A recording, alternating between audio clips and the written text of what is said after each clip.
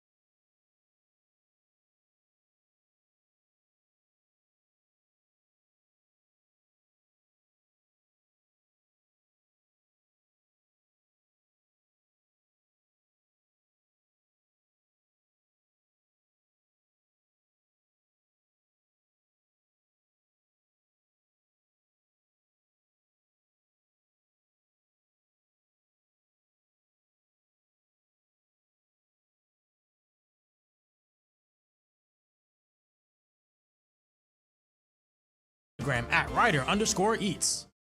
1077 The Bronx has very exciting news. Our new video stream is officially live. Now you can listen to The Bronx on air, online, and on app. Now watch your favorite student shows live on The Bronx YouTube channel and Facebook at 1077 The Bronx, including What's Next Sports, Talk of the Town Sports, Bronx After Hours, The Concast, Cliff Notes, and Wake Up Rider. Keep it tuned to The Bronx to listen to and watch your favorite student shows. Welcome back to Football Squared on your 5-time National Association of Broadcasters Marconi Radio Award nominated station, 1077 The Bronx. We got the video stream working. Welcome into the studio, ladies and gentlemen. We are going to get right back into the draft. Starting with pick 5, my personal favorite pick, one of my favorite picks, as the Giants selected linebacker / edge rusher Arvell Reese with the 5th overall pick. Oh my God, how did we get him? I cannot believe he fell to 5. I was so certain he was going to go at 2. And then he didn't go at 2. So I was so certain that he was going to go at 3. And then he didn't go at 3. So I was like, all right, surely the Titans are going to take him. And then they didn't. I couldn't believe it. So Arvell Reese, arguably the most NFL-ready draft prospect in the entire draft, is headed to New York. And I am so excited. I see a lot of people talking about how it might not be the best move because he's listed as an edge rusher. However, Calm down, okay? He also plays off-the-ball linebacker, and that's actually where he played at least half of his snaps throughout his college career, especially last year. It was very split reps between edge rusher and Mike and Will linebacker, so all we have to do is phase him more into that Mike and Will kind of mentality. We can still rush him off the edge at times in blitz packages, but he's going to be that off-the-ball linebacker to play with Tremaine Edmonds. It's a phenomenal pick. I love everything about it. I can't believe there's people that don't love everything about getting Arvell Reese, but I do. Then, one of my more proud moments of the draft, I predicted this. The Chiefs traded up with the Browns to pick 6 and selected cornerback Mansour Delane from LSU. I predicted that they were going to trade up with the Browns to 6. I'm so proud of myself. I actually predicted a draft day trade. I'm really happy about that. But yeah, this is a great pick for the Chiefs. I think that Delane for sure would have been gone by the time pick 9 came around. The Commanders are cornerback needy. The Saints are cornerback needy. This was the right trade to make for the Chiefs if they wanted to get Delane, and they did. I think it's a great pick. I think he's going to be an elite cornerback for them.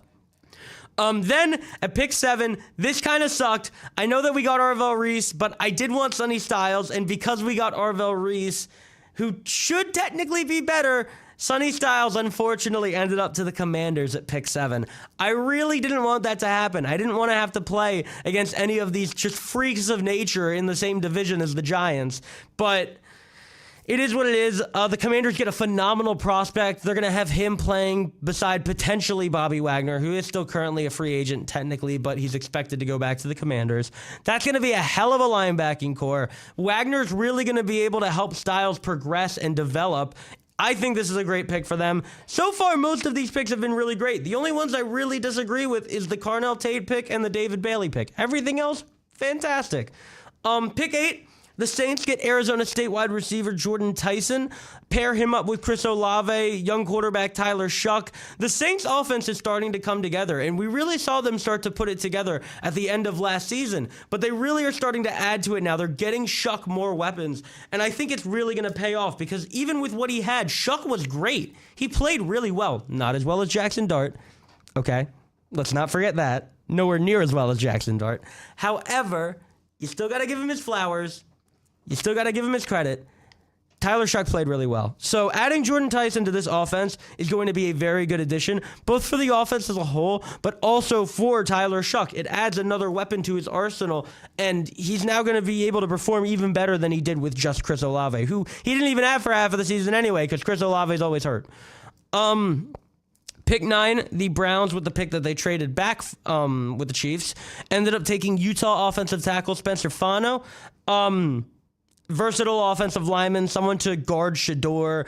Carnell Tate was off the board, and they had already traded back. So this pick makes sense. Like I said, they were going to pick an offensive lineman, whether it was with their earlier pick or their later pick, so that way they can protect Shador and get him that extra addition on the line that a young quarterback, regardless of who he is going to need.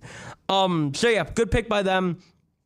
And then at 10, with the Giants' second pick, and with Caleb Downs available, we took Miami offensive tackle Francis Mauigoa. Now, I hated this pick initially, and there's plenty of people that still do hate this pick, especially considering Caleb Downs was still on the board, and spoiler alert, he ended up going to the Cowboys with pick 11. They traded up with the Dolphins. They traded up one pick, and they took Caleb Downs. So not only did we not get Caleb Downs, but we let him go to our worst division rival. However, I think this pick is just as good as Caleb Downs would have been. As much as my personal preference really would have been getting Downs, generational safety would have been a crazy addition to this defense. Francis Mauigoa is a guaranteed offensive line starter at a position that we have lacked for the past 15 years. It has been so long since the Giants have had a consistently good and talented offensive line, and now we're finally adding to it and building it up, and people are complaining about it. Mauigoa, at least for me, was the consensus number 1 offensive lineman in the draft. He can play tackle or guard, which we're going to move him to guard since we brought back Illuminor. I can't wait to see this offensive line perform. It's going to be Andrew Thomas, John Runyon, John Michael Schmitz, Francis Mauigoa, and Jermaine Illuminor with Patrick Ricard lead blocking for Cam Scatterbo. This is horrible. This is John Harbaugh football, and Giants fans, we need to get used to it. This is smash mouth John Harbaugh football, and this is how it's going to be. We can't expect him to go complete air raid just because we want to see Dart put up the stats. This is going to be a run-focused team, especially with the assets that we already have. So this is a great pick for what our scheme's going to be. Of course, I would have loved Caleb Downs, which goes to say this was an amazing pick by the Cowboys. Phenomenal trade-up, phenomenal pick. I hate it so much because Caleb Downs is going to be incredible for them. But Maui Noah is not worse. Maui Noah is still a phenomenal pick, and we should be happy with it. I'm very happy with it. Heading on to pick 12 with the pick that they traded back, the Dolphins take someone who I had going lower because that's where he was on a lot of draft boards, but he went actually closer to where I originally had him going. I had the Dolphins taking Caden Proctor in a few of my mocks, and lo and behold, they take him at 12. I had him falling a lot lower in my later ones because a lot of the other linemen had done better at the combine. But I knew Caden Proctor was still a player who was destined, or at least could have gone higher in any other draft. And the Dolphins saw that as well, and they took him at 12. This is a great pick. As much as I feel like they did need receiver, the two premier receivers were off the board by now. And if you're not a huge fan of Mekhi Lemon, I get it. I do. So solid pick from the Dolphins. Pick 13 was a bit of a shocker because the word on the street was that the Rams were extremely interested in Mekhi Lemon, but they ended up surprising everyone, and at pick 13 took quarterback Ty Simpson. That is higher than I had him going in any of my drafts, and I had him going at at pick 16 to the Jets, but he went ridiculously high, at least so much higher than I thought he would have went. So the Rams get their possible quarterback of the future. Is he going to pan out? I don't know. Simpson is very much a project. If there's anyone that's going to be able to work with a project, it's going to be Sean McVay. But still, this was a very, very risky pick on the Rams' part, and it's going to take a bit to see if it pans out. We're just going to have to hope that he develops behind Stafford as well as the Rams think that they can. Pick 14, this is another one that I guessed. The Ravens go Olavavega Ione, the Penn State offensive guard. Again, needed interior O-line, bolstered interior O-line, got the best guard in the draft. Simple as that. Pick 15, I predicted as well. The Tampa Bay Buccaneers went with Ruben Bain, which, again, like I said, complete steal. I think he dropped so far because of the legal issues that he had prior to the draft, but this is going to be a complete monster for the Buccaneers on defense, and pairing him up with Vita Vea is going to make one of the best duos, at least in the NFC. So I'm very excited to see what Bain can do with the Bucs. At pick 16, the Jets ended up taking tight end Kenyon Sadiq out of Oregon. This is a lot higher than I had him going, but I still think it's a phenomenal pick. They add a safety valve for whatever quarterback they're going to end up rolling with, be it Geno Smith or recently drafted quarterback who they traded up for in the fourth, Cade Klubnik. But yeah, this is a great pick. Kenyon Sadiq is going to be a freak at tight end. And it fills a position for the Jets that they haven't had in a very long time. So, solid pick there by the Jets. All things considered, even the David Bailey pick, the Jets had a solid draft. I'll give them credit. They had a solid draft. The Lions go offensive tackle Blake Miller. Again, they needed offensive tackle after Taylor Decker left. They take an offensive tackle. Simple as that. The Vikings take a bit of a gamble. They go D-tackle Caleb Banks, who is probably the most talented all-around defensive tackle in the draft, but also the most injury-prone. So if Banks can stay healthy, he will be a phenomenal prospect for the Vikings. But if not, this is a waste of a pick that they could have spent on Dylan Thieneman at a position safety, which they really needed. I was so sure that they were going to go Thieneman, but no, they end up going Caleb Banks. At 19, with Kenyon Sadiq gone, who I had them taking, the Panthers go Georgia offensive tackle Monroe Freeling. They provide a little protection to Bryce Young, who will hopefully have more time to get the ball to Teteroa McMillan, Jalen Coker, who broke out towards the end of last year, Xavier Legette, who I still think has pretty good potential to at least be a good slot receiver. Monroe Freeling is a solid pickup. That is a pickup that is going to really aid in Bryce Young's development, which has taken probably a little longer than I feel like most teams would prefer, but this is how it's got to be. You got to develop your quarterbacks, and that's going to help tremendously. So I think that's a good pick. This pick has a bit of a funny story to it, and my dad, who I know is listening, is going to enjoy listening to this as he is an Eagles fan. But at pick 21, the Steelers had originally intended on taking wide receiver Mekhi Lemon out of USC. They wanted to add another weapon to their offense. They lost Calvin Austin. They pair him up with DK and hopefully bring back Aaron Rodgers. Well, the Eagles caught wind of this, and they must have thought that the Cowboys were also interested in Mekhi Lemon. So they go to the Cowboys and they're like, hey, Steelers are on the phone with Lemon, but we really want him. You mind if we slide in here? And I feel like in most cases, if you're division rivals, it was like, hey, we know the Steelers are currently in the process of drafting him. We want him. This trade needs to happen now. Most division rivals would be like, no, we don't want to help you guys get better.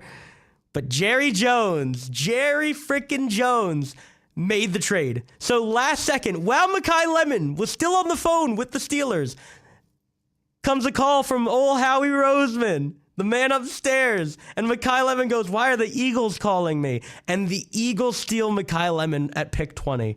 Just hilarious, especially in Pittsburgh. Pittsburgh got humiliated having the draft in their own town. I'm not even an Eagles fan. I hate the Eagles, and I find this hilarious. This was awesome. I mean, in-state rivals, too. It was perfect. So congrats, Howie. You're just a genius, because this draft was honestly arguably won by the Eagles. The Mekhi Lemon pick and the Jonathan Grenard trade alone, even as someone who hates them, has to give them their props. We are running out of time before I got to get to the soccer segment, so we're going to kind of blow through the rest of these picks and any other picks that I found interesting. The Steelers, with Lemon off the board, ended up going Arizona State offensive tackle Max Iheanacho.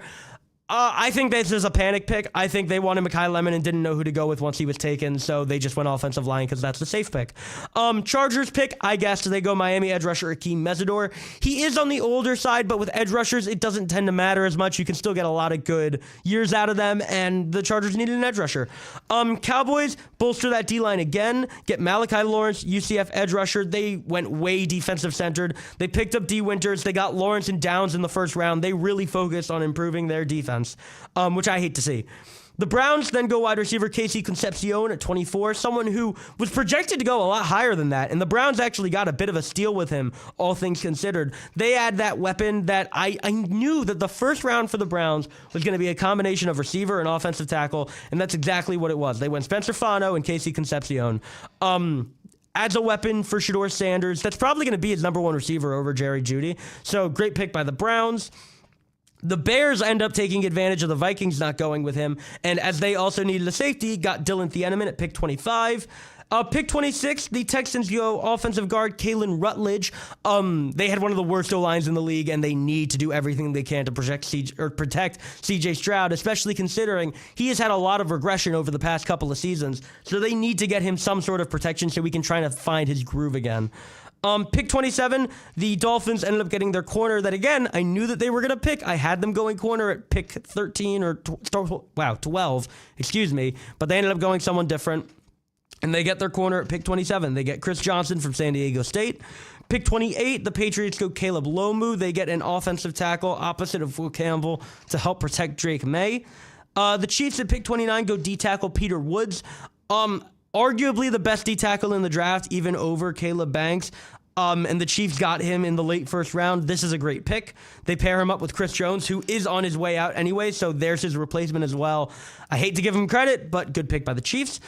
Another team that I hate to give credit, but made a great pick. The Jets get Omar Cooper Jr. at pick 30. They trade back up. And they get a guy who I had going even higher than this. I had the Jets getting at pick 16 originally, but they get him at pick 30. They add another weapon to that offense alongside Kenyon Sadiq and Garrett Wilson and Breece Hall. If the Jets can just find themselves a semi-competent quarterback, they'll have a decent offense. Pick 31, Titans go edge rusher Keldrick Falk from Auburn. He's another guy I had going a little higher in the first round. They obviously passed up on going edge rusher with the 4th overall and went with Cornell Tate. So getting Keldrick Falk really makes up for that and makes the Tate pick even better, in my opinion. And then at pick 32, with the exit of Kenneth Walker, the Seattle Seahawks go with Notre Dame running back, the backup to Jeremiah Love, Jadarian Price, who arguably has a chance to do better in the system that he's been given. I don't think he's a better prospect than Jeremiah Love, but I still think that Jadarian Price is a great prospect. And especially with Zach Charbonnet coming off of a late season ACL tear, he's going to have a lot of opportunities to try and win that starting job. So yeah, with that being said, that's the draft. The biggest thing, I guess, in terms of absences for the first round is you may notice the Bills never made a pick despite having pick 26. They traded back 3 times. And what's crazy about that to me, and this is how I'm going to segue real quick into my best picks outside the first round, they got defensive end TJ Parker at pick 35 after trading back 3 times. So they picked up a hell of a lot of draft capital and still ended up with an edge rusher I had them getting in the first with their original pick. This is phenomenal business by the Bills. Genuinely, one of the smartest moves from the draft was them being able to trade back 3 times, accumulate a ton of mid-round picks, and still get the guy that I had them going with in the first. This is a great pick. TJ Parker is a first-round prospect, and that is a steal at where they got him. The Texans traded up to pick 36 because they knew the Giants wanted Caden McDonald at 37 and ended up taking him in front of us. This kind of pissed me off. I really, really, really wanted Caden McDonald. He is a phenomenal D-tackle prospect, and for being there in the second round would have been a complete steal. Texans hawked him from us, but it's okay because then at pick 37, the Giants took cornerback Colton Hood, who arguably could have went in the first round. I had him going in the first round, the mid to late first round, in a lot of my mocks. So the Giants get a cornerback that, again, they're going to be able to plug in at that corner 2 spot and immediately have him start and make an impact, just like how we could plug in Malinoa, just like how we're going to plug in Arvell Reese. It was a great draft for the Giants, genuinely, and that's, even as an unbiased fan, you could ask them, and they tell you the Giants had a great draft.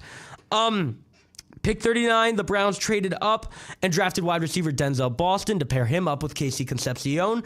They, in 2 nights, built one of the best receiving cores in the league, in my opinion. It's now Shador with the offensive core of Quinshon Judkins, Dylan Sampson, Casey Concepcion, Denzel Boston, Jerry Jeudy, Harold Fannin Jr.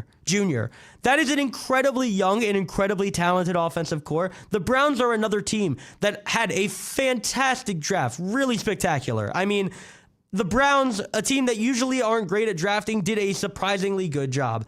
At 41, the Bengals got another guy who I had possibly going in the first at edge rusher, Texas A&M defensive end Cassius Howell. They pair him up with newly acquired Dexter Lawrence and Shamar Stewart. And finally, the Bengals are putting some effort into improving their defense. They really are starting to look like a competent unit. At pick 48, the Falcons took cornerback Avion Terrell, brother of A.J. Terrell, another guy that I had as a possible first-round pick, and they got him mid-second round. So Avion joins his brother and makes a pretty good cornerback core over in Atlanta. At pick 54, the Eagles took tight end Eli Stowers, a guy who had a phenomenal combine and was even argued to be as good of a prospect as Kenyon Sadiq. So the ability to get him that late, especially considering they have old Dallas Goedert on a 1-year deal, that's going to be his replacement. That's a fantastic grab for the value that he's at. Again, the Eagles had an amazing draft. And then one of my personal favorite picks, at round 4, pick 101, the Raiders took cornerback Jermod McCoy. Now, that name may sound familiar because Jermod McCoy was a early to mid first round pick at one point. I had him going as early as the Dolphins at 12, but he fell all the way to the 4th round because he has something up with his knee. He has a lot of lingering injuries with his knee. He may require surgery on it, and it may never fully be repaired. It may be something that continues to bother him for the rest of his career. However, in the 4th round, I mean, let's be honest, the premier prospects aren't there anymore. And if you can get a guy who may not recover, but if he does recover and can play at the level he played at before, you have an elite cornerback on your hands. So why not? I think it's worth the risk, and I think the Raiders, who again were another one of the winners of the draft in my opinion, got a complete steal here. Because if he doesn't pan out, it was a 4th round pick. It's not the end of the world. But if he does pan out, you look like geniuses. I think that's a great pick. I love the Jermod McCoy pickup, and I love what the Raiders have done this offseason. So, with that being said, that was a lot in a little bit of time. I apologize. We're going to go to the rest of our underwriting announcements, and then we're going to come back and cover some soccer. Mornings are always better when you tune into 107.7 The Bronx, 2-time IBS Media Award-winning Best Morning Show, Wake Up Rider. Monday through Friday from 8 to 10 a.m. Join Sophia, RJ, Ellis, Brian, Lathan, Brandon, and Sheer for 2 hours of fun and games, including the Monday Morning Hangover, underwritten by McGuinn's Place, and the all-new Morning Bagel Run and Jewelry Spree, underwritten by Caesar's Bagels in Delhi and Peroni's Hidden Treasures in Mercerville. Go to 1077thebronx.com/wakeuprider to listen live, on air, online, on app, and to catch up on past episodes. We'll be back with more Football Squared after these underwriting announcements. While you're waiting for the return of my show, don't forget to like and follow The Bronc on Instagram at 1077 The Bronc and on TikTok at 1077 The Bronc WRRC. Wake Up Rider and other programming on 107.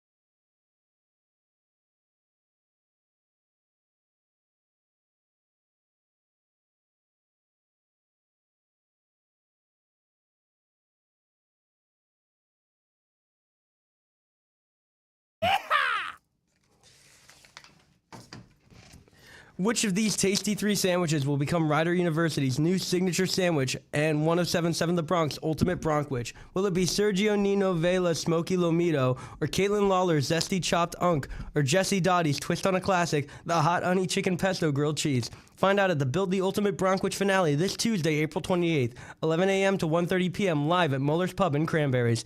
Come on out to sample all three Bronkwiches, vote for your favorite, and help make Rider dining history. Welcome back to Football Squared on the Princeton Review's number 18th ranked Best College radio station, 1077 The Bronc. So, excuse me, with a little bit of time left, as always, we are going to head, into our soccer segment. I really don't have much time right now, but we will get through it quickly because we are good at that. We're good. Up first, Nottingham Forest absolutely battered Sunderland, taking them down 5-0. Goals from Chris Wood, Morgan Gibbs-White, Igor Jesus, Elliot Anderson, and an own goal from Sunderland's Trey Hume propelled Nottingham Forest to the massive win, and a huge win for them in terms of getting out of relegation. As we know, Wolves have officially already been relegated. Coventry have already been promoted from the championship. And right now, as the table stands, the relegated teams following Wolves will be Burnley and Spurs. That is right. As it stands, Spurs are relegated. There are still 4 games left. There's still a lot of soccer left to be played, so make sure to keep your eye on your screens because the relegation battle is really coming down to the wire. The next match we have to cover is Fulham taking down Aston Villa in a close 1-0 game. The lone goal from Ryan Sessegnon was enough to propel Fulham to the victory. He also won the man of the match for that game as well for his game-winning goal. Fulham get a much-needed win in terms of their race to potentially qualify for the Conference League. Meanwhile, Villa's European hopes take a huge hit after suffering a loss that they really couldn't afford to take. The next game, one of my personal favorites, Liverpool take down Crystal Palace 3-1. Goals from Alex Isak, Andy Robertson, and Florian Wirtz were enough to put Liverpool past Crystal Palace. Now, the lone goal from Crystal Palace did come from Daniel Munoz in the 71st minute. The rat he is. For those of you that didn't see what happened, keeper at the time, Freddie Woodman, who, by the way, had an incredible game. Third choice keeper, Freddie Woodman, played out of his mind at Anfield, had an insane performance in goal, but blocked a shot, was really hurt. It wasn't an injury that kept him out of the game, but was hurt enough to the point where in the moment he couldn't stand up. He was on the ground in pain, he was asking for help, and Munoz from outside of the box looks at Woodman, kicks it over his head, and into the goal. So that's the only way Palace could score against us, by taking advantage of our injured goalkeeper. I'm so happy we won, because if we didn't win this game, I would have been heated. I would have been livid. You don't even understand. So thank God we ended up picking up the win there. Next up, we had West Ham taking down Everton 2-1. Goals from Thomas Souček and Callum Wilson. Man of the match ultimately went to Jared Bowen, neither of the goal scorers, but a huge, huge win once again. And I mean, every game, most games, unless you're very middle of the table, are extremely important at the current stretch of the season that we're in. And West Ham, that pulls them out of the relegation zone. That puts them ahead of Tottenham. That keeps them in the league. So that is an incredibly important win for them. Everton suffer a defeat, which they have grown all too used to. I feel like all season I've been saying it, but that first month sold Everton fans dreams, and they've just sucked ever since. Up next, Spurs beat Wolves 1-0. A barely snuck out with the win, those Spurs, they did. One goal from João Paulinho in the 82nd minute. Man of the match there would go to Pedro Porro, however. And like I said, Spurs barely squeak out a win against already relegated Wolves as they fight their hardest to stay out of relegation themselves. Next up, Arsenal beat Newcastle 1-0. Lone goal from Eberechi Eze in the 9th minute, and then Arsenal, as they do, parked the bus and played defensive soccer, which is the worst kind of soccer to play, and won the game that way. God, please, Man City, save us. Please, please, I beg you, do not let Arsenal win the league, because not only will it be one of the most undeserved league titles in the world, the fans are going to be insufferable about it, so please, Senor Pep Guardiola, just win the league for us. We beg of you. Man of the match in that game ended up going to Gabriel. And then the final game for the week, Manchester United took down Brentford yesterday. Casemiro in the 11th minute and Benjamin Sesko in the 43rd were enough to put United past Brentford's one goal, which was scored by Matthias Jensen in the 87th. So, overall, like I said, the relegation race and the race for Europe is all heating up. Arsenal and City have pretty much locked in their spots in the UCL. However, with 5 potential UCL spots, maybe even 6, depending on who wins the FA Cup, there's a lot to fight for still at the top of the table. Man United are currently separated from Liverpool and Villa, who are tied for 4th on 58 points. Man United are 3 ahead at 61. No games in hand for any of the teams, all level on games played. So Liverpool are really going to have to beat United at their next meeting, which will be this weekend. This weekend, Liverpool take on Manchester United in a game that could possibly decide who ends up locking in Europe first and foremost and gets that 3rd spot on the table.